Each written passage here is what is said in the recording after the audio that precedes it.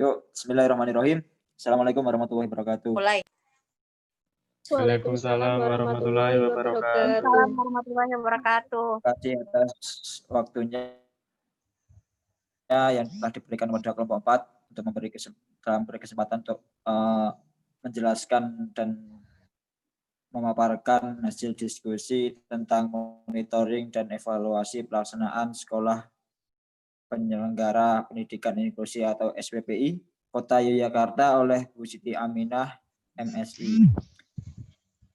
Ya, nantinya sedikit kita akan menjelaskan apa yang telah menjadi penelitian dari Bu Aminah sendiri, yaitu tentang tadi SPPI yang ada di Kota Yogyakarta.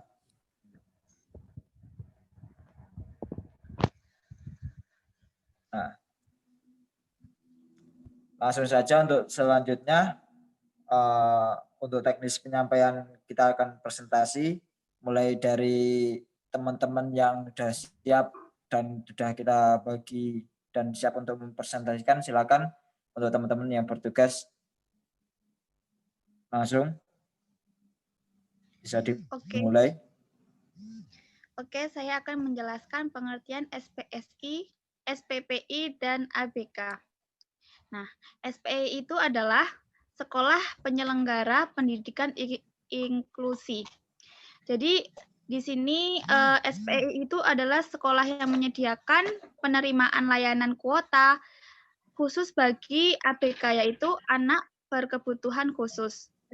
SPPI berbeda dengan SLB yang merupakan sekolah khusus anak berkebutuhan, melainkan SPPI adalah sekolah umum non-ABK, yaitu anak berkebutuhan khusus.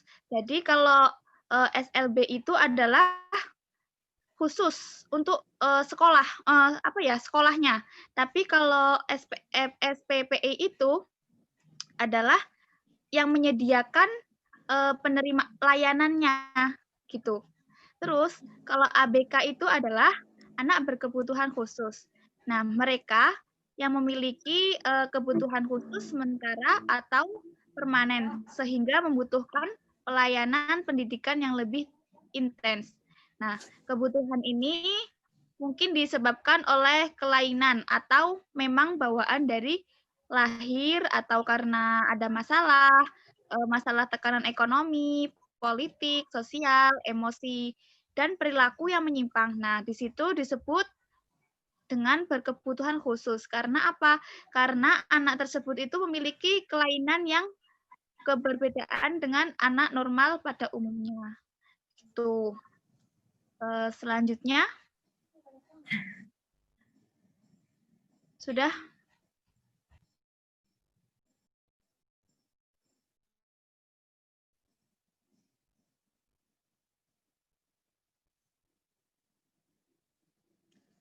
Ya, selanjutnya saya sendiri akan memaparkan apa yang menjadi indikator-indikator pendidikan yang inklusif.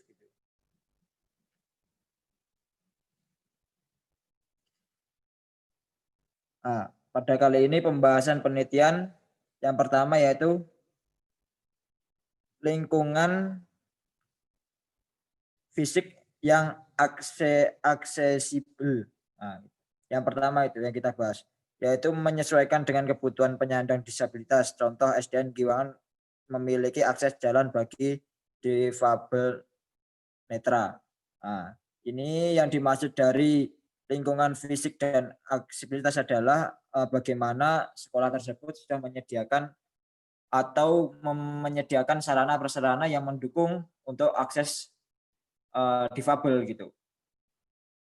Entah itu dari lingkungan yang fisik yang mendukung, entah itu dari yang aksesibel gitu ya.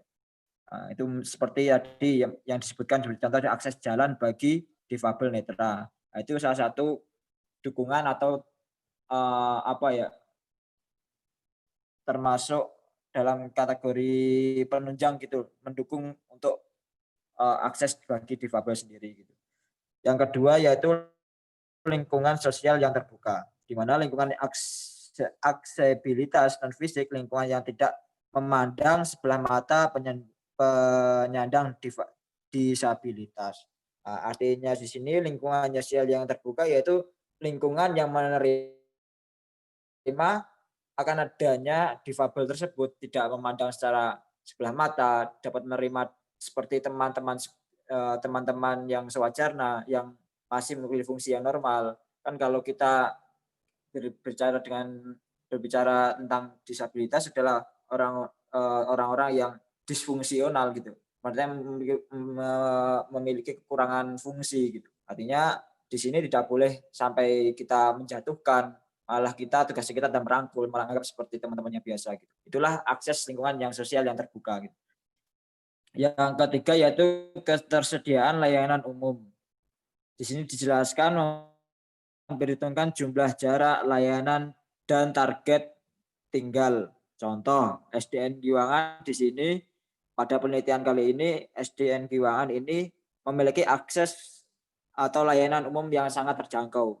Misal contohnya di sini adalah sebelah baratnya sangat dekat dengan TJ atau Trans Jogja yang biasanya jadi angkutan umum bagi teman-teman difabel yang sangat membantu sekali kalau TJ kan gitu.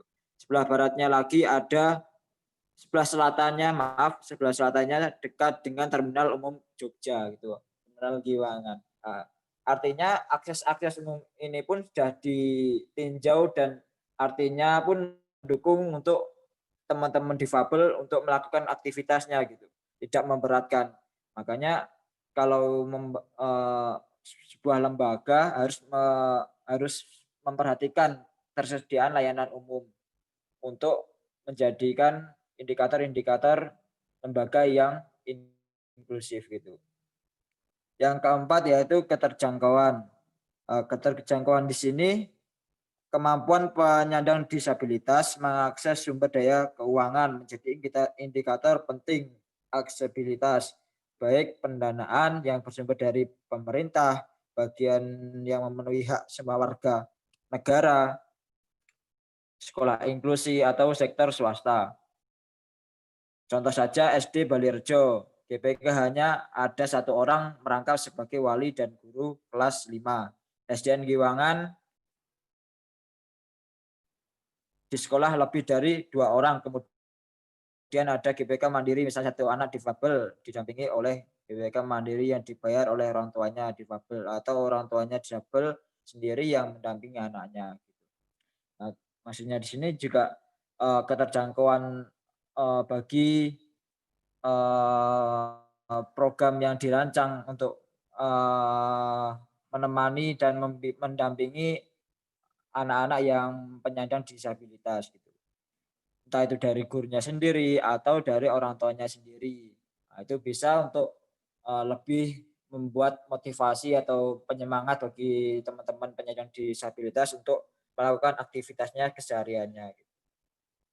Oke, itu saja yang menjadi indikator inklusi dari penelitian kali ini. Lanjut.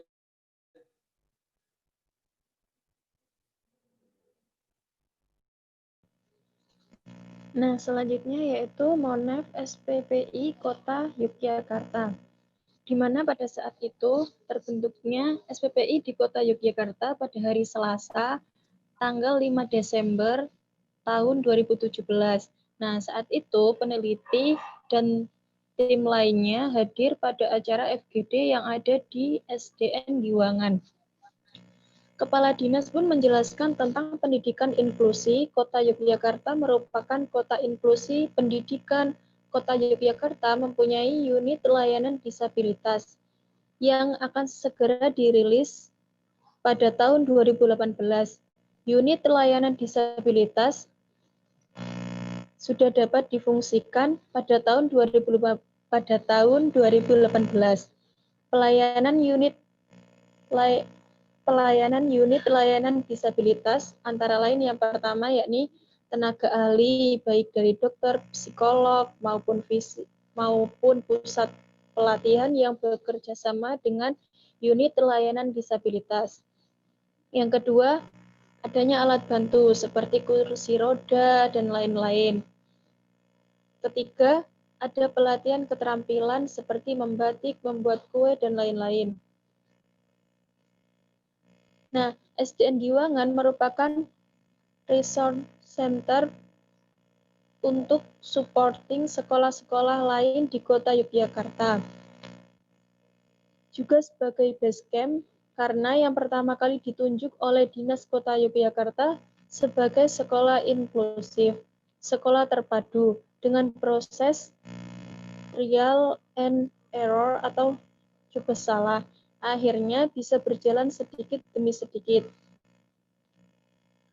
Tahapan persiapan SDM menuju inklusi, Diksar pendidikan inklusi, pendidikan lanjutan, pendidikan khusus, misal pelatihan bahasa isyarat, penanganan anak tunagrahita, dan lain-lain.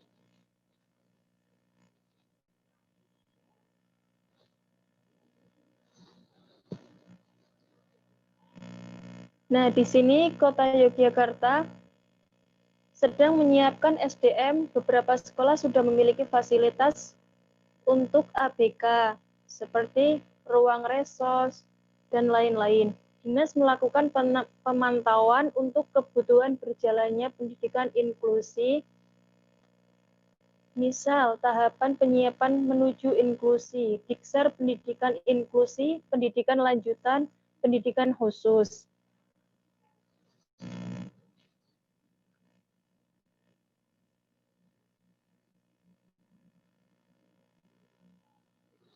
Ya, mungkin itu yang saya sampaikan. Terima kasih.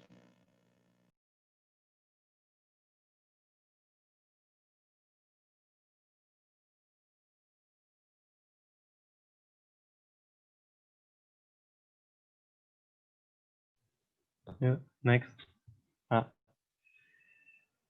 Baik, yang selanjutnya adalah sampel pelaksanaan MONEF dalam penyelenggaraan sekolah yang inklusif. Penelitian tersebut melakukan 4 tempat yang berada di SD Giwangan, SD Negeri Bali Rejo, Mandua Sleman, dan SMA Muhammadiyah 4, Yogyakarta. Nah, dari 4 sampel tersebut, kita nanti dapat belajar mengenai MONEF atau monitoring dan evaluasi di setiap sekolah itu yang terkait dengan penyelenggaraan sekolah yang inklusif. Sebenarnya bagaimana sih penyelenggaraan sekolah yang inklusif itu? Next. Baik. Yang pertama, saya akan membahas mengenai SD Negeri Giwangan, Yogyakarta. SD Negeri Giwangan, Yogyakarta itu sebenarnya sudah lama, sebelum tahun 2000 itu mereka sudah membuka sekolah inklusi. Dan ini dari Dinas Pendidikan Kota Yogyakarta itu juga memiliki andil dalam penyelenggaraan sekolah inklusi. Yang pertama yaitu Dinas Pendidikan Kota Yogyakarta memantau secara insidental. Insidental itu berarti mereka tidak memiliki waktu yang paten gitu loh, yang pasti, semisal seminggu sekali atau 2 minggu sekali, tapi mereka itu kayak ujuk-ujuk datang gitu, tiba-tiba datang tanpa ada waktu yang telah menjadi pakem gitu. Yang kedua itu memantau kegiatan pembelajaran ABK. Jadi Dinas Pendidikan Kota Yogyakarta juga melakukan pemantauan bagaimana perkembangan tentang pendidikan kepada ABK atau anak berkebutuhan khusus. Yang ketiga yaitu MONEF terkait keuangan sudah pernah dan penerimaan peserta didik baru. Jadi Dinas Pendidikan Kota Yogyakarta itu sudah pernah melakukan monitoring dan evaluasi, namun hanya terbatas pada bentuk keuangan dan penerimaan peserta didik baru. Dan MONEF-MONEF yang lainnya seperti model pelajaran atau yang lain itu masih belum. Dan yang selanjutnya adalah indikator sekolah inklusi. Kalau di SD Negeri Giwangan sendiri itu sudah tersedia sarana aksesibilitas bagi ABK. Oh iya, dan indikator sekolah inklusi yang berada di SD Negeri Giwangan itu berdasarkan wawancara dari Bu Aminah kepada guru-guru dan sekitarnya kepada sekolah SD Negeri Giwangan. Dan yang kedua itu kesiapan guru dalam memberikan pelajaran.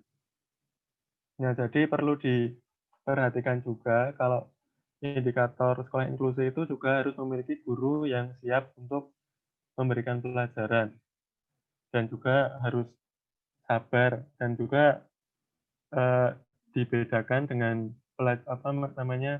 sikap atau perilaku kepada anak berkebutuhan khusus dan yang bukan.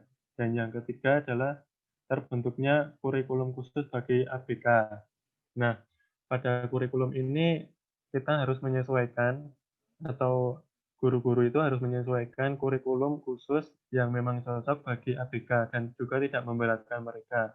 Kan beda kan ABK sama dengan anak yang umum itu kan beda. Nah, yang selanjutnya adalah KKG atau membentuk kelompok kerja guru. Nah, ini dapat juga menjadi faktor pendukung terselenggaranya sekolah inklusi. Yang selanjutnya adalah berbagai pihak yang terlibat dalam sekolah inklusi.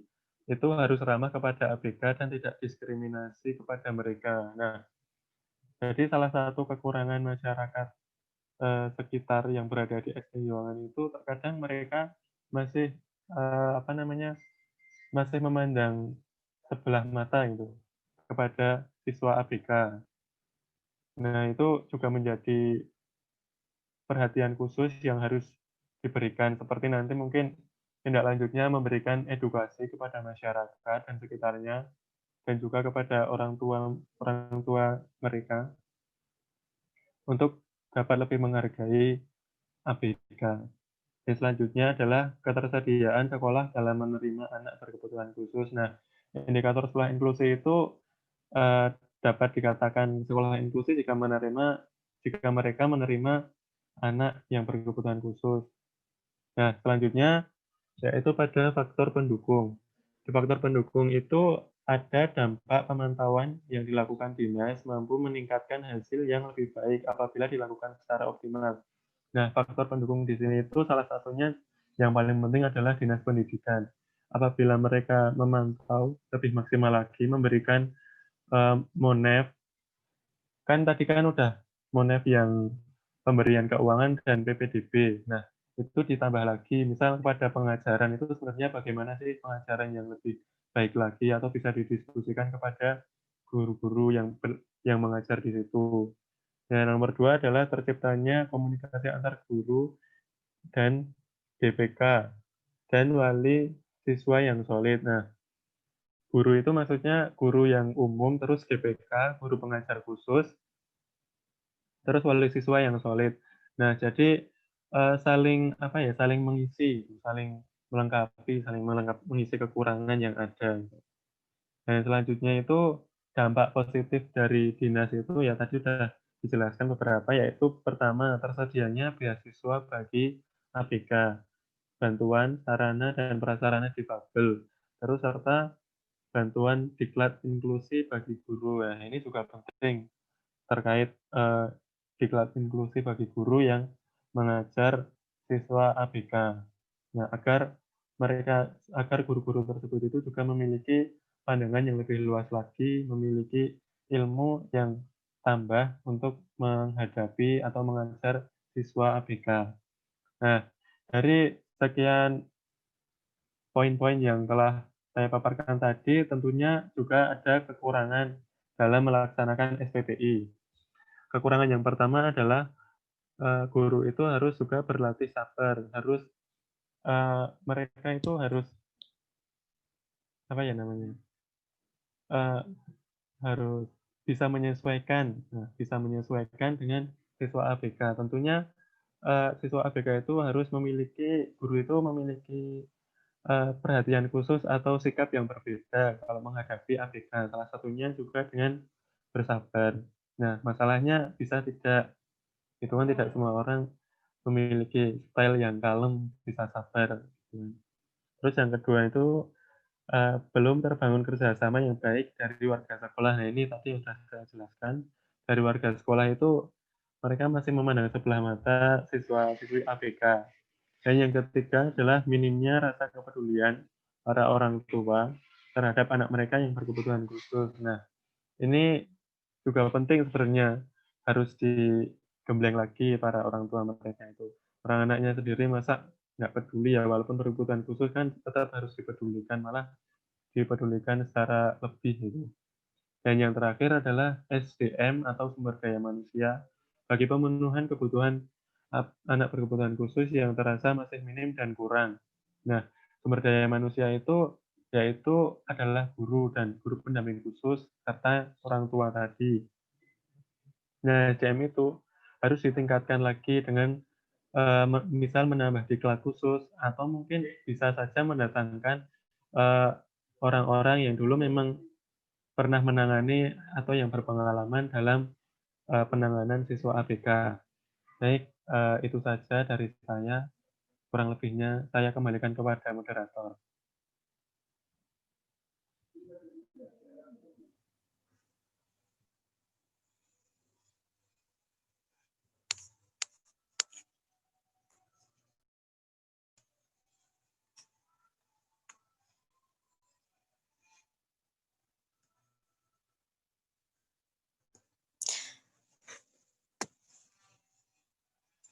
SMA dulu dong.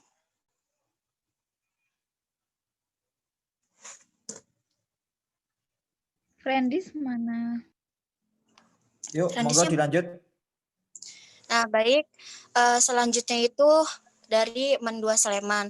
Mendua Sleman merupakan salah satu sekolah yang ditunjuk oleh Dinas Pendidikan di Kota Yogyakarta untuk menerima siswa difabel khususnya tunanetra sejak tahun 1972. Siswa difabelnya baik secara mandiri ataupun pribadi memilih langsung ke Mendua Sleman untuk mencari ilmu karena memang di Mendua Sleman sudah terbiasa melayani siswa difabel sehingga siswa difabel merasa nyaman dengan layanan yang diberikan oleh pihak sekolah dan lingkungannya juga. Nah, fasilitas dari sekolah Mendua Sleman sendiri yang pertama adalah terdapat guiding block bagi tunanetra. Guiding block juga bisa disebut jalan pemandu, yaitu tanda yang dikhususkan untuk penyandang disabilitas, khususnya penyandang tunanetra. Yang kedua adalah guru pendamping khusus motivasi dan layanan yang baik. Guru pendamping khusus dan layanan yang baik memiliki peran yang sangat penting di sekolah karena diberikan tugas secara langsung oleh kepala sekolah untuk memberikan bimbingan atau konsultasi terhadap siswa disabilitas dan memberikan layanan yang sesuai bagi anak kebutuhan khusus sehingga dapat menyesuaikan dengan teman sebayanya, yaitu di kelas reguler. Nah, nilai tambahannya juga yang pertama, terbiasa melayani siswa disabilitas sejak tahun 1972, terutama tunanetra yang tadi saya sebutkan. Yang kedua, memiliki jaringan kerja dalam pelaksanakan SPPI, lingkungan masyarakat sekitar, pemerintah setempat, pelaksana swasta yaitu BRI, seluruh keluarga sekolah, warga sekolah, dan komite. Nah, penghambat SPPI yaitu kurangnya buku-buku teks Braille yang mendukung pembelajaran bagi ABK tunanetra. Buku tersebut terbatas dan masih menggunakan buku lama. Sulit dalam mencari buku dengan teks Braille tersebut. Next. Nah, yang selanjutnya dari SDN Balirejo, Yogyakarta. Halo.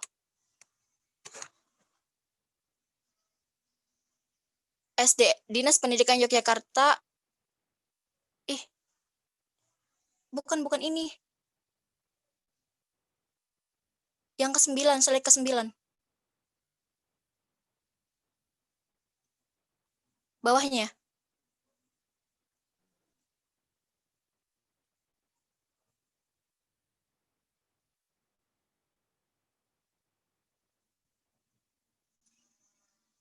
Oh ya. Nah, yang selanjutnya SMA Muhammadiyah 4 Yogyakarta. SMA Muhammadiyah 4 Yogyakarta mulai dari tahun 1997 dan 1998 mulai menerima 1 anak tunanetra. Hal ini mengawali SMA Muhammadiyah 4 Yogyakarta ditunjuk oleh Dinas Pendidikan Kota Yogyakarta untuk menyelenggarakan pendidikan inklusi. Nah, Dinas Pendidikan Kota Yogyakarta memberikan dukungan terhadap penyelenggaraan SPPI di SMA Muhammadiyah 4 Yogyakarta berupa pemberian uang saku kepada GBK. Nah, nilai tambahnya yaitu 1, keringanan dalam urusan biaya seperti pemberian beasiswa. Nah, yang kedua, tersedianya sarana pengembangan bakat bagi ABK. Nah, sekian dari saya, silahkan dilanjutkan.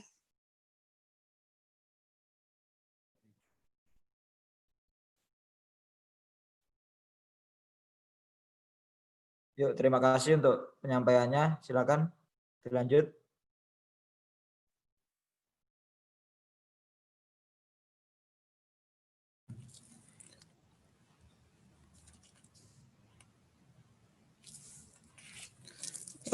Yang terakhir adalah kesimpulan.